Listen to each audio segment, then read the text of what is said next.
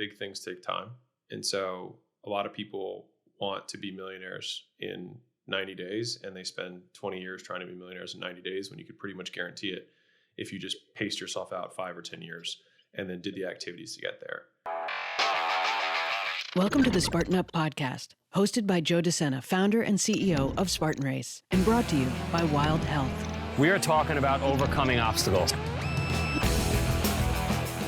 The same way we teach people to get over obstacles on the course, we will teach you here on the Spartan Up podcast to get over obstacles in your mind. Get fully personalized healthcare based on your DNA, biometrics, and blood work with Wild Health, the official healthcare provider of Spartan. Go to wildhealth.com and use the code Spartan10 to save 10%. This episode of Spartan Up is brought to you by 511, the official plate carrier sponsor of the 2022 U.S. Spartan events. Visit 511tactical.com/Spartan. This episode of Spartan Up is brought to you by the Exogen Ultrasound Bone Healing System. Exogen is a non-invasive treatment option that can help heal your broken bone. To learn more, visit exogen.com/Spartan.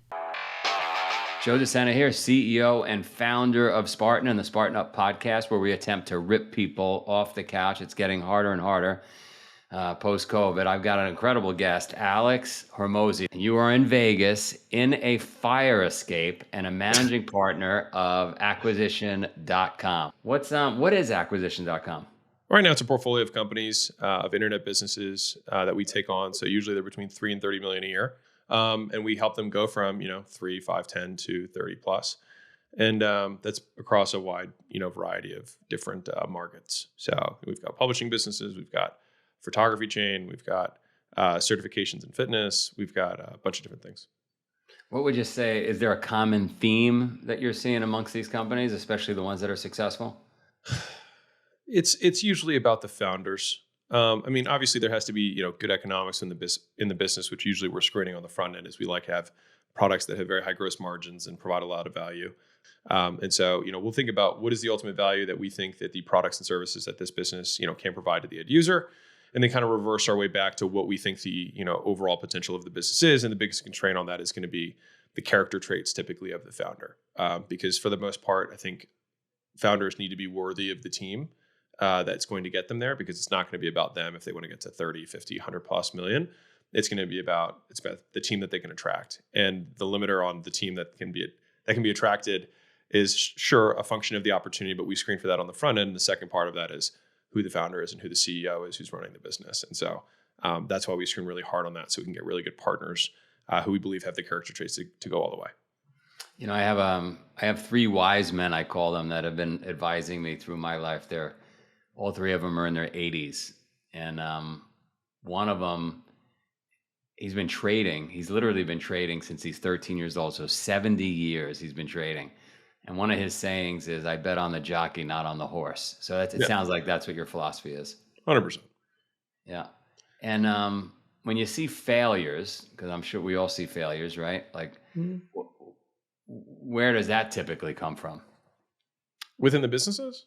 Yeah, within the businesses or the seat, like what are you seeing as a theme amongst failures so we could avoid that pitfall? So I'd say there's micro and macro failures. You know what I mean? So micro failures are what I would just consider feedback from the marketplace, and those are just normal part of doing business. There's macro failure, which again is just larger feedback from the marketplace, which just requires more pain and endurance to get through. And I would say most times, and this is from what's his name, Packard or Hewlett. But he said that most businesses die of indigestion, not starvation. And so it's usually founders who get distracted from what the main thing is, and they start pursuing their own interests rather than the interests of their customers. And they start building things that become appendages and weird add-ons and doodads because it's really a passion project for them rather than, again, something that the customers really want. And I think a lot of founders and CEOs and really just anyone, we can get wrapped up in our own egos of thinking that this is such a brilliant idea and that we're totally right. When a lot of times it's just easier to ask them and see if they really want it. And is it core to us growing? Because a lot of times it's, when we're creating a new product or if someone wants to create a new product, the first question we're going to ask is what problem are we solving in terms of the business need? Like what problem, is it that we're not growing fast enough? Okay. Can we solve that through generating more leads? Can we solve that through adding more salespeople? Can we solve that through, you know what I mean? There are other ways to solve the initial problem. And so I would say if there's a recurring thematic question that happens before we take any action within any of the portfolio companies, it's what problem are we solving? And then a lot of times we can avoid mistakes that way. When I think about Kodak or the 100 Kodaks before Kodak that failed, right? Was that indigestion, or did they just miss the mark on like digital photography or copy machines, or you know what I mean? Yeah, I think that we trumpet the Blockbusters and the Kodaks that didn't adapt with the times, and we don't trumpet enough the thousands and millions of businesses that went out of business for changing for no reason. And so many entrepreneurs will take company size risk when the company is not at risk. And so in their instances, the company was at risk and they were not willing to take. And so the thing is they got that big because they learned how to not take company size risk. But at some point you need to. But most businesses don't have an underlying, and both of those were put out by huge technological changes. If you're in the dry cleaning business, unless there's some massive technology that's coming out that's going to completely uproot your business, most times that's not actually going to happen. And so the only thing that will put the company at risk is the entrepreneur choosing to do so. And that happens more times than not. And many times that gamble, even with a small percentage of risk, when risk adjusted, if you can take the downside risk of losing everything, why would you when there's other options you could take that don't risk everything? And so I think that a lot of times people will take these big risks because they perceive or have an emotional decision around what they think the risk is, when in reality their company is not at risk, even though they are risking it. Give me an example of that. One of the portfolio companies we had, right as we were taking them on, was like, hey, it's a publishing business. And so they said, hey, we want to teach people how to, they already had a business of showing people how to publish books. Pretty cool, very simple outcome. Learn how to publish a book, right? And they wanted to create an ascension for people who had bought that product of teaching people how to use the book to build a business in terms of using a book as lead gen to sell other services, et cetera, right? And I felt pretty strongly against this because it was not really key to the avatar that we were targeting, which is mostly people who don't have businesses. And so I said, guys, I really think we should just do maybe just a higher touch version of what we were already selling, because they've already said they want to learn how to publish a book. And why don't we just have another version that's just like, we'll help you do more of that, right? And, basically we came to a standstill, and I said, let's just survey the customers. And so they sent the survey out, and 85% of the people wanted to just have more of what they had already purchased, and 15% wanted the other thing. And so in that instance, would they have risked losing the entire business? Maybe, maybe not. But the entirety of the time, the sweat, all the effort that goes into it, the money that would be going into launching a product that really didn't have product market fit would have been a huge detriment to the company. And the opportunity cost of that would have been all the growth that should have or would have happened if they had just followed along the other path. And so that's just like a simple example of when people will take a big risk that's unnecessary without listening to customer feedback. Does a customer always know? I love that Steve Jobs quote, right? Like I don't know exactly how the quote was stated, but something along the lines of like, he claims to have known before the customer knows. I remember when the Apple phone came out, yeah, I had a BlackBerry and I was like, that's ridiculous. I don't even need that. Now you can't live without it. Yeah. And Henry Ford also said, if you ask customers what they want, they would ask for faster horses. Right. But I would say that those, again, are like the exceptions that get trumpeted to the rule. Like most of us are not Steve Jobs, most of us are not Henry Ford. And so I think to the same degree, if we had shown people a version of what the iPhone would have looked like, you say the same thing with Uber, right? Maybe if we had articulated in that way, they would have known. They would not have wanted it. But what do people always want? People always want convenience. They always want speed. And so I think if we look at like one chunk above that, would people have wanted fewer menus, fewer buttons, an easier way to navigate, faster processing? All of those things people would say yes to. It's just the package that was a little bit different. Yeah, no, that makes sense.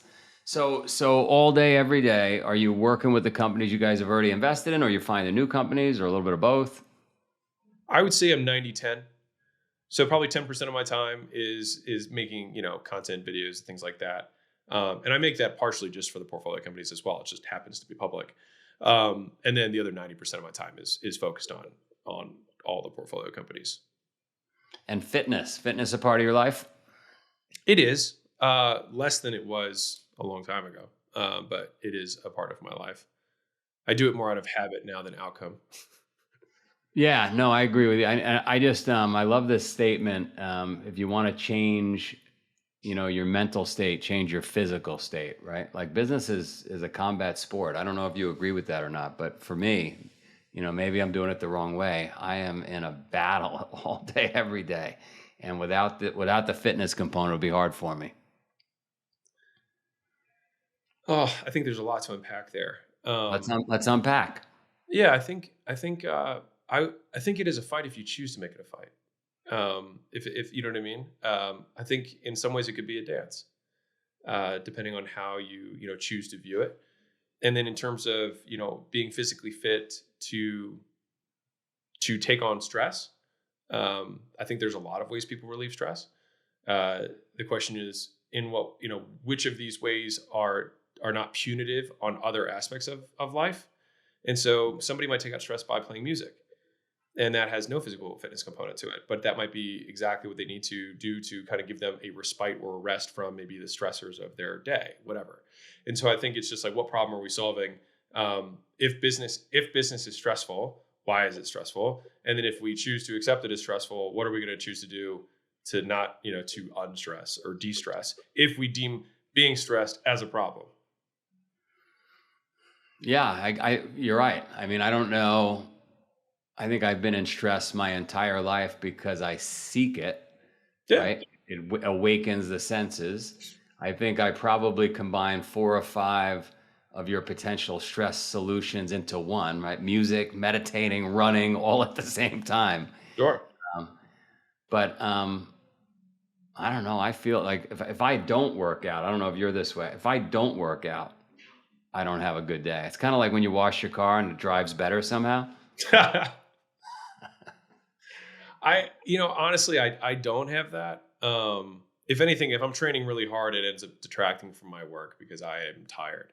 I'm physically fatigued from the training. And so, I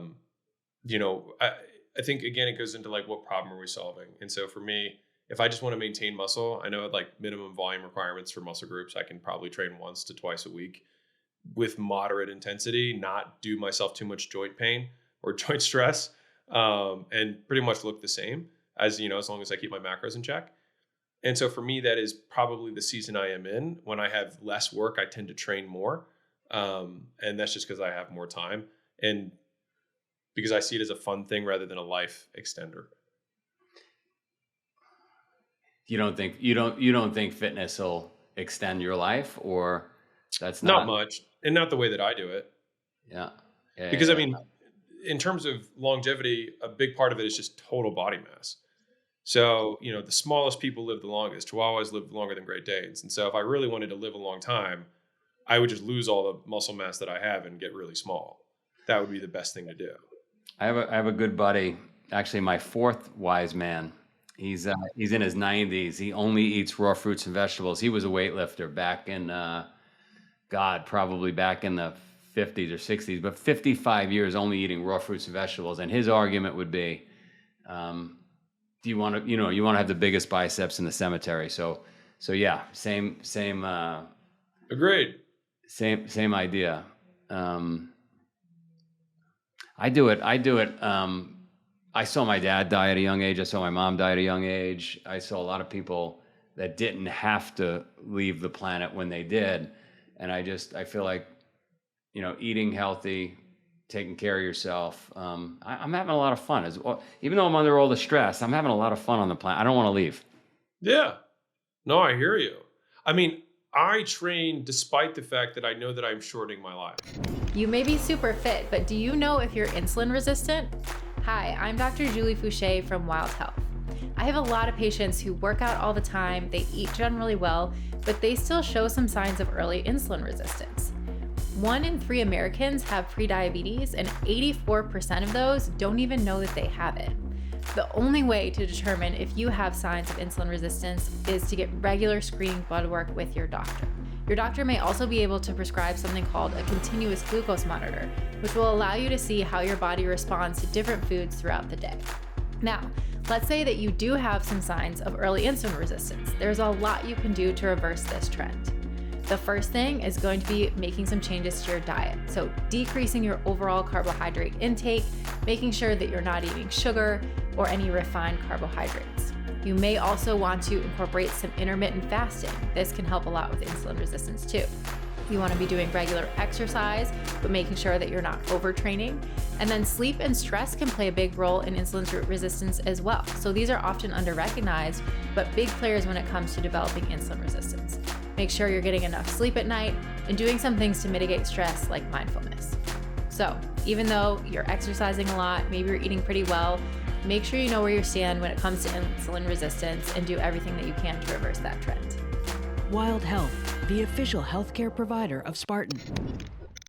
This episode is also sponsored by 511, the official plate carrier sponsor of the 2022 U.S. Spartan events. 511 is a global innovator in tactical and technical apparel, footwear, and purpose-built gear. You've seen our athletes wearing their vests. 511 is also hosting Spartan Workout Tour events at select 511 retail stores. These include 90-minute bodyweight training sessions, challenging the mind and the body, catering to all levels of fitness. Everyone is encouraged to join. And you could enter to win 511's Tac Tech plate carrier at select Spartan Honor Series, Stadium, and Workout Tour events. And last but not least, visit 511 at 15 different Spartan races throughout the year to take part in their 511 Fitness Challenge. Go up against Spartan racers, earn exclusive branded 511 Spartan dog tags, and you can get 20% off your next 511 purchase. Find out more at 511tactical.com/Spartan. 511, always be ready.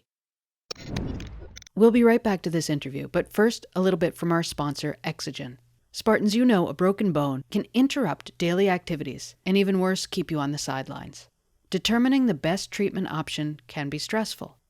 In just 20 minutes a day, Exogen helps jumpstart your natural bone healing process so you can get back to the race. Don't let a broken bone keep you on the sidelines. Talk to your doctor to see if Exogen is right for you. Exogen is indicated for the healing of non-union fractures and for accelerating the healing of certain acute fractures with no known contraindications. To learn more, visit exogen.com/Spartan. That's EXOGEN.com/Spartan. Okay, back to the interview. I train despite the fact that I know that I'm shortening my life. So I am making that trade-off actively. Because why not be jacked? And so I tend to do this. So like I can completely appreciate it. I think a lot of times people will try and say that the thing that they're doing is amazing for all aspects of life. Like, do I think that if I train more, I make more money? No, I don't think that. Do I think that if I train more, I'm going to live longer? No, I don't think that either. I think that if I train more, it means I train more, and that's all. And if I enjoy training, then awesome. And that's why I choose to do it. But that's it. And if we look at the entire amount of time, let's say somebody trains seriously, they train 10 hours a week, right? I mean, that's a moderate, amount of time, but a pretty serious, training. You do that for 40 years. If you look at that on a per, on your waking hours basis, if you're awake, assuming you sleep, 7 hours a night, you're at, 17 hours a day that you're awake times 7. But of the 17 hours that you're awake, 10% of your life is literally training, not including showering, going from, et cetera. So it might even be more like 15% of your life is training. Well, it'd be really hard to make the argument that I'm going to live 15% longer. I'm going to go from 74 to 85, based on just doing that training. Maybe, but I could also just die at the same age and just have used 15% up at the gym, which is fine if that's the trade-off you want to make. Not to get I think about this a lot because I think about the time cost of doing this stuff. I think in my dad's case, again, one example, he would have got the extra 15%. Again, you got to be careful what you trumpet. I like that sentence from you. But I can think of a lot. I come from a neighborhood. If you ever saw the movie Goodfellas, I come from that neighborhood where as soon as people achieve success, somehow cigars entered their life and drinking and big bellies and Yeah. and so extreme examples in the other direction, right? Like if you're comparing yourself to other fit people, you're probably not going to squeeze out another 15%. Well, this is a really good one, because if we think, is there another way to achieve that without training? And the answer would be yes. If you walked for 30 minutes and had a calorie neutral diet and stayed within a normal BMI, you would get that 15% without the time cost. It's funny because I probably categorize taking the stairs rather than that's training, right? It's not just going and moving weight. Yeah.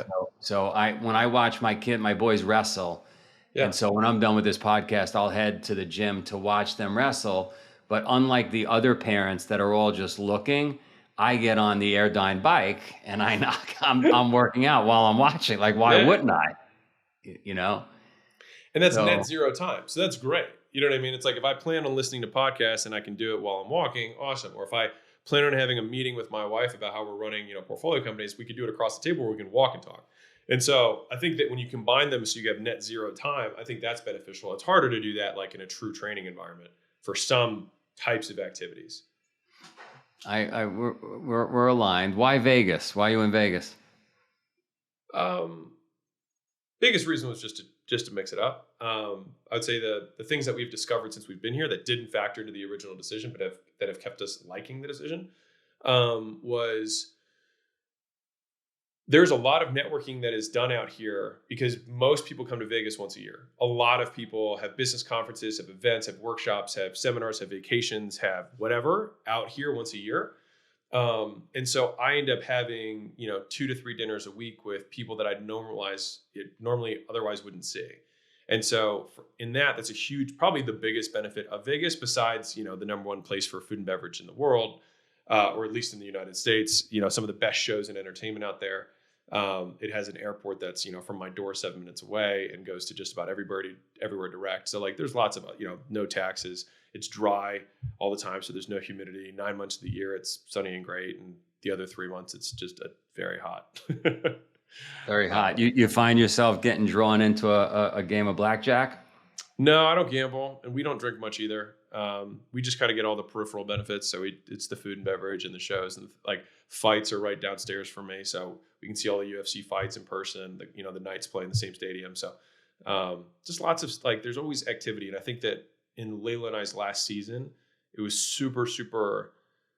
We isolated ourselves a lot and worked pretty much all the hours that we were awake functionally, and we don't have kids. And so that's what we did. And I think for this season, we said, let's try and create ways that on accident or with very little effort, we can create, different experiences for ourselves. I love it. We just moved the family. We have a farm in Vermont where the Spartan was started, and I was having a tough time getting people back into the office post-pandemic. And I just said, I gotta shake things up, try to get people back into an office. And Florida would never have been on my list, nor Vegas. And I ended up coming down to Florida, and much for the same. I'm finding the same outcome where I'm just meeting so many people. There's 80 million people, whatever the number is. Some crazy amount of people come into Orlando every year, and you can't help it. You just bump into people. Yeah, it's great. So, and like you don't go to Vegas. You don't go to a casino. I don't go to Disney much. So, all right, give me 3 business tips for these young entrepreneurs out there that are catching you on social media, and they're like, man, I gotta start an internet company. 3 business tips, simple ones. You have to envision yourself doing the thing that you're doing, for 10 years or more in order to get the outsized returns. Big things take time. And so a lot of people want to be millionaires in 90 days, and they spend 20 years trying to be millionaires in 90 days when you could pretty much guarantee it if you just paced yourself out 5 or 10 years and then did the activities to get there.